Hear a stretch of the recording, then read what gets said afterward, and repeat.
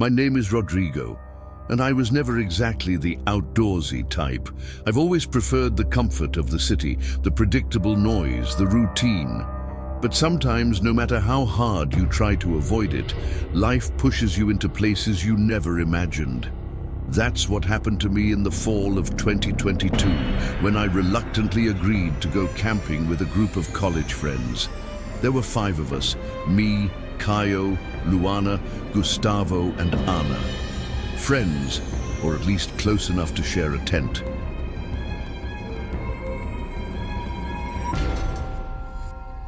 The plan was simple: 2 days in a remote forest park, complete with campfires, spooky stories, and a chance to disconnect from the world, as Caio called it. I only went to avoid being the antisocial one. We arrived late Friday afternoon.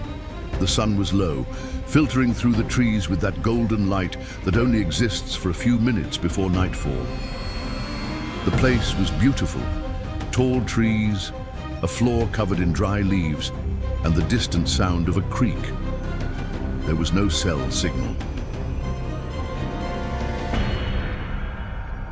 "Perfect," Luana smiled, as if that was a good thing. I was already uneasy. We set up camp near a clearing surrounded by trees so dense it felt like the forest closed in behind us. Caio and Gustavo knew what they were doing.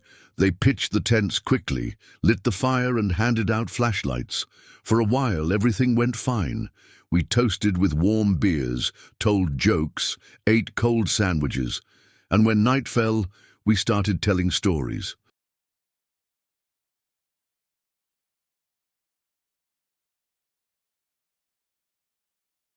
Luana went first, talking about a haunted road near her house.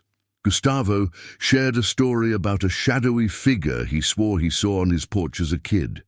And of course, someone brought up the legend of the Man of the Forest, a creature that appears in places like this. I laughed. Clearly, it was just part of the camping ritual. But the laughter didn't last long. It was around 2 a.m. when I first heard it. A dry snap, then another, like branches breaking under a weight that didn't belong to the wind.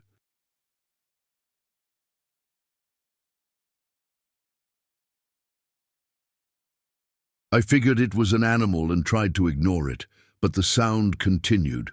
Footsteps, not dragging like an animal's, but rhythmic, human, slowly circling our campsite. I sat up in the tent, tense. Gustavo was asleep next to me, snoring lightly.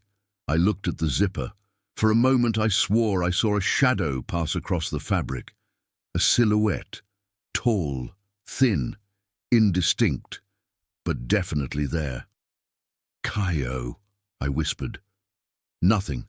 I stepped out of the tent slowly. The cold night air hit me hard. The fire was almost out. I looked around. Everything seemed normal, until I realized something was off. The lanterns we had hung in the trees were no longer lit. Some weren't even there. "Luana," I called out, voice shaking. That's when I heard it. A sound that froze me in place. A slow, broken whistle coming from deep in the woods. No tune, just someone whistling to announce their presence. I ran to wake the others.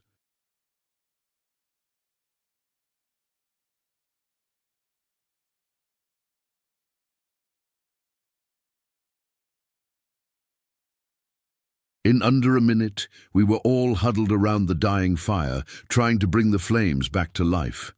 Ana was trembling. Gustavo kept insisting it was just an animal. But no one believed that. We had all heard it, and we had all seen the footprints, human, barefoot, large, surrounding the clearing. "Some sicko is trying to scare us," Caio said, trying to sound calm. "We'll head back to town in the morning." "What if it's not a person?" Luana asked, her voice breaking.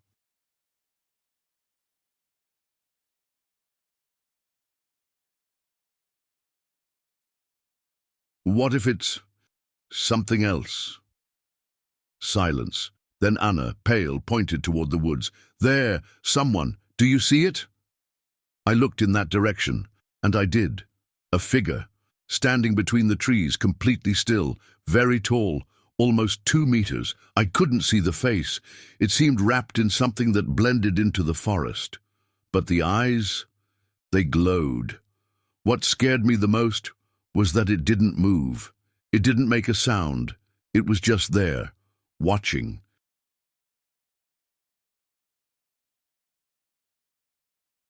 Kaio grabbed his pocket knife and stepped forward. "If they come closer, I'll—" But he didn't finish the sentence. In an instant, the figure vanished, like smoke. We tried not to panic. We decided one of us would stay awake at a time, keeping watch. Kaio volunteered to go first. The rest of us went back to our tents, hearts pounding. I don't know how long I slept. I woke to a loud noise, a muffled grunt. I stepped out of the tent and Kaio was gone. His knife was on the ground. One of the camp chairs knocked over. There were marks in the dirt, drag marks leading into the forest. We screamed for him, ran a few meters into the trees, following the trail, but it simply stopped, as if Kaio had been swallowed by the earth. Luana was sobbing. Anna threw up. Gustavo tried to stay calm, but his voice was shaking as much as mine. "We need to leave. Now," I said. "Grab the essentials. Let's go." We began tearing down camp as fast as we could. The backpacks were ransacked.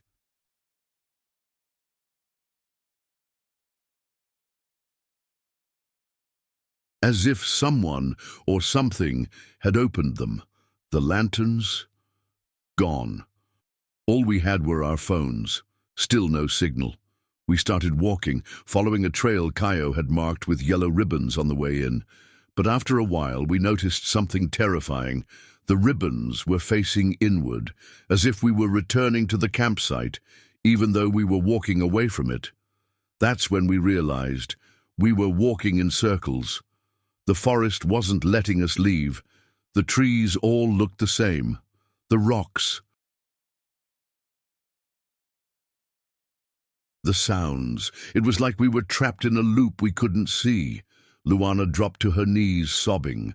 Anna was shaking, and then we heard it again, the whistle, closer this time, right next to us, though we saw no one. Then came the whispers, nonsense words, names, Kaio's name, my name. Gustavo took off running. He just bolted.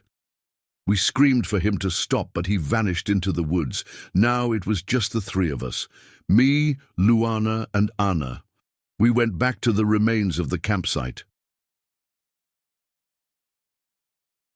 Sat near the dead fire. The sun should have been rising soon, but the sky stayed dark. No birds, no wind, just silence, heavy and suffocating. Anna closed her eyes, nearly in a trance. Luana muttered prayers. I held a branch like a weapon, staring at the tree line, waiting for something to emerge, and then it did. The figure, again, at the edge of the clearing. But now, there wasn't just one. There were three. All of them still, watching. Then, slowly, almost floating, they began to move toward us. Luana jumped up. Anna sat frozen, eyes wide. The last thing I saw before running was the figures surrounding her. One placed a hand on her shoulder. And then everything turned white. I ran with Luana through the forest, not looking back. We shouted for help, even knowing no one would hear. The forest seemed to tighten around us. Trees appeared out of nowhere. Branches tore at our clothes. But we didn't stop. Eventually, we don't know how long, we saw lights. A ranger station.